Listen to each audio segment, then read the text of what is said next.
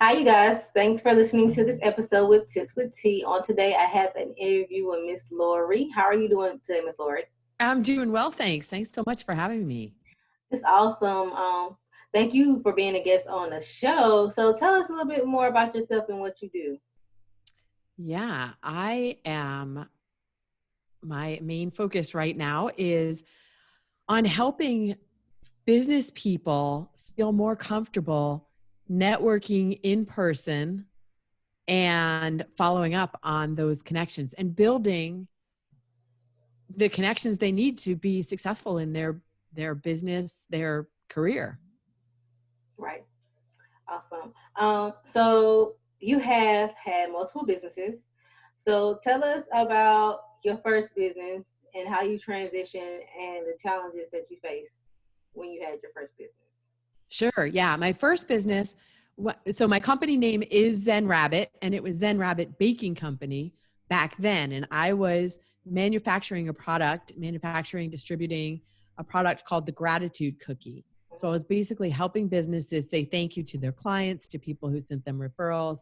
And that was the first business. And when I first started that in 2003, I had to figure out how to do this networking thing so Mm-hmm. that I could find clients, because back in 2003, social media was not what it is today. So we didn't even have the opportunities to meet people on Facebook, on LinkedIn. Pretty much the way you found clients was in person or through referrals. Mm-hmm.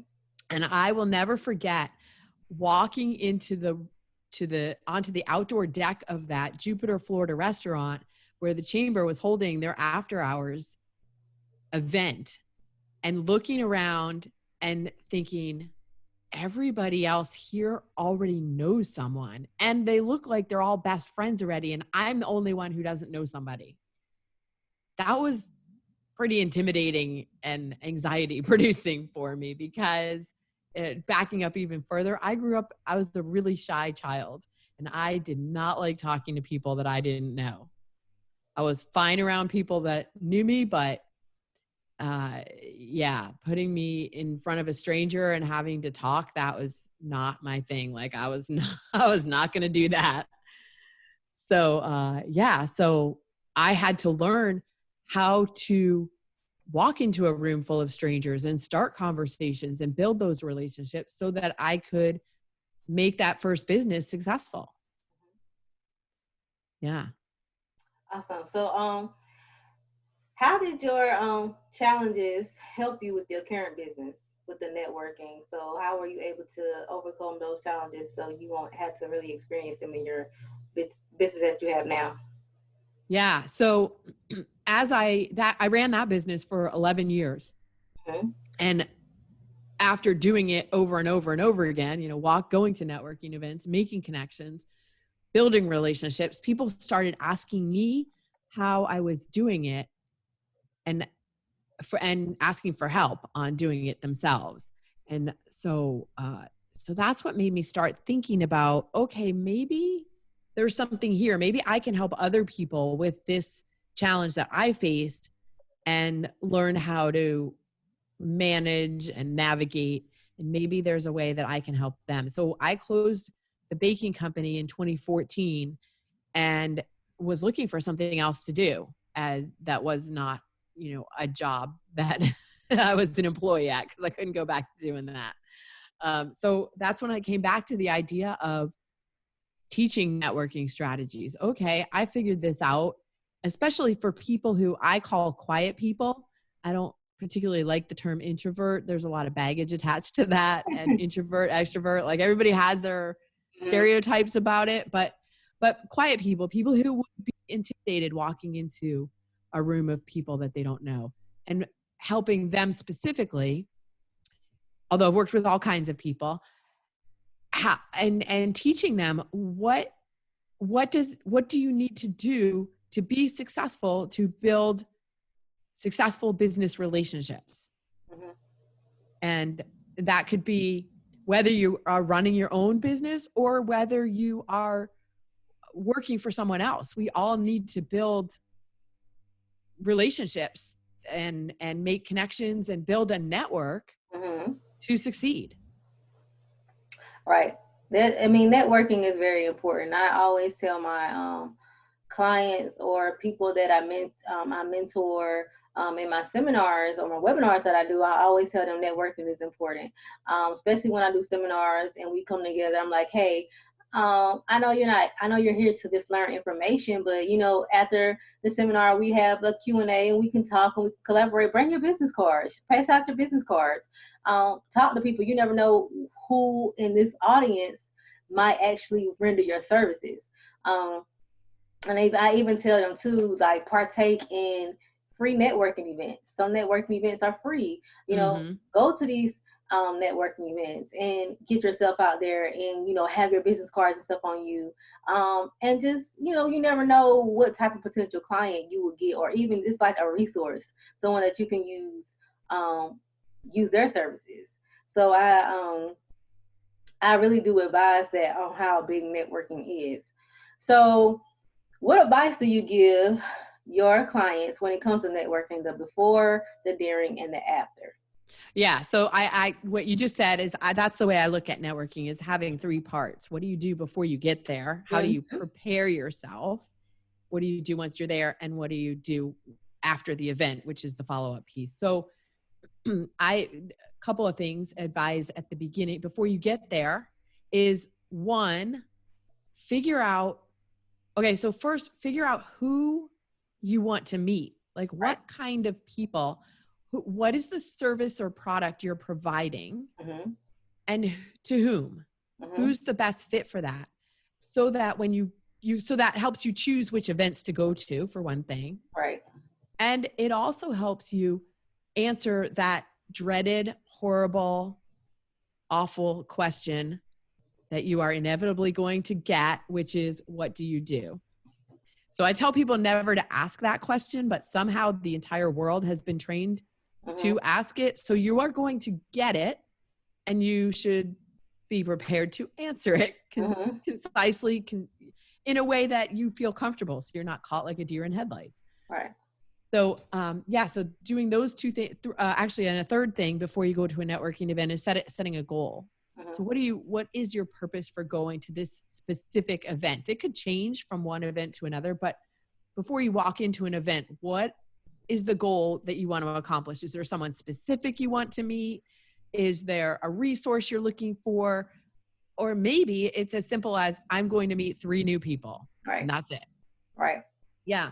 And then once you get there, how do you break into a conversation? So I mentioned the awful, what do you do question. So here's my biggest piece of advice of once you're at an event, don't ask that question. Don't ask it. Ask a better question. This is one of the reasons that quiet people, or a lot of people, don't like networking events, is because they're so superficial. So how can you make the conversation more interesting, more substantial, and thereby more enjoyable?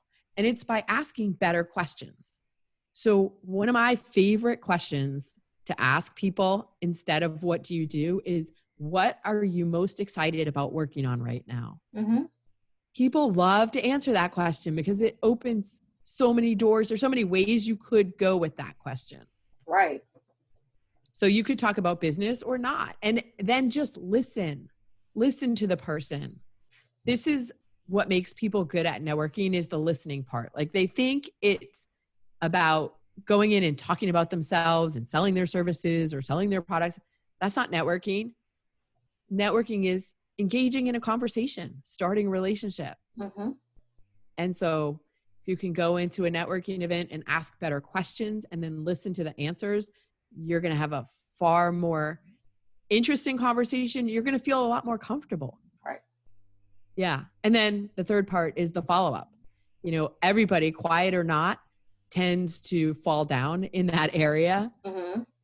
And it's because we have the best of intentions, and we come back with, some business cards in our hand, and then we mean to follow up with them, but we put them on the desk, and then, 127 emails and 3 fires, and I got to get this project out. And and then weeks go by and months go by and nothing happens with them. Right. But if you schedule the follow-up in your calendar, in your day planner, whatever, at the same time that you put going to the event into your calendar, put in doing the follow-up. 2 to 3 days, I say, don't let more than 3 days go by, but put it in the calendar and then do the follow-up and make it non-negotiable. Like nothing else can encroach up on that time to do the follow-up and reach out and say, hey, it was great talking with you. And that's the other thing is once you get into a more interesting conversation, makes the follow-up easier because now you've had a real conversation that you could follow up on. Hey, I took, I bought that book you recommended, or, and I'd love to have a conversation with you about it. Can we set up a time to get together for coffee or do a video chat or whatever? Right. Yeah. Right. And I think the follow-up, what you said is very, very important. And just, basically the goal and what to do before, when you get there, asking the right questions. And then, but I do, even myself personally, I do tend to fall off when it comes to the follow-up because me being what you call a quiet person, follow-up is kind of hard for me, but it is very beneficial because, you can reach back out, you can develop that relationship more. And then also, when you ask the right questions, it helps to sort of build that relationship. So for like an example, like if someone asks me, like the question you asked, what are you most excited about working on right now? Well, I'm most excited about working on right now is not basically, it's basically helping small business owners get established. So I teach the seminars, I teach webinars to help small business owners as far as, how to, set up their books, how to do, tax plans throughout the whole year so they can make sure they get all their deductions. Those are the things that I'm most passionate about when it comes to me helping others with my services. So you never know, somebody might be like, well, hey, since you do that, I'm having a entrepreneur workshop, could you come and be a speaker? You never know. So that will actually really be a good icebreaker to start a conversation. Right. Because how do most people answer that?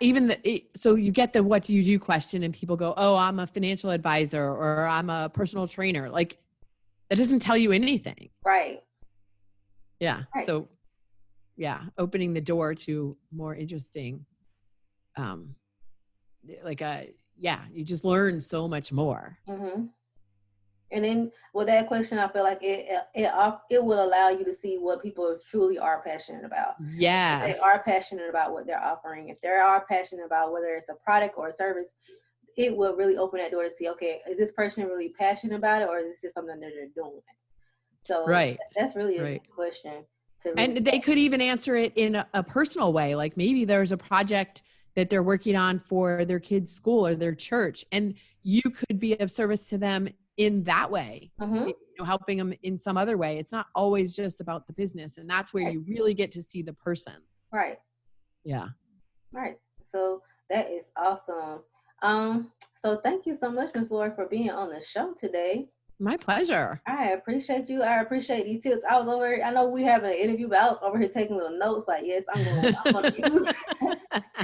going to use that question. What are you most excited about working on right now? Whenever I network, maybe that sounds like it would be an easy icebreaker for me because I can be like a quiet person and very observant when it comes to those things. And also, too, what I have noticed when I have went out and network.